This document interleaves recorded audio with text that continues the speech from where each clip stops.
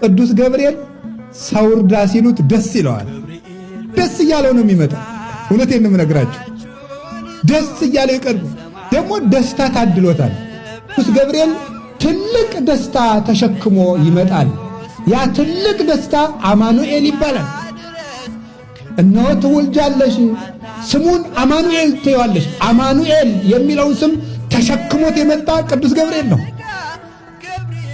ሐዘን ለነበረበት ዓለም ለመጀመሪያ ጊዜ የመጀመሪያውን ደስታ ይዞት የመጣው ቅዱስ ገብርኤል ነው። ለምኑትም አምላክን ደስታ ያሰማቸዋል። ከልቤ ነው እማምላክን እማምነውን የምናገር። ቅዱስ ገብርኤል የደስታ መልአክ ነው። መልአከ ሰላም ነው ቅዱስ ገብርኤል።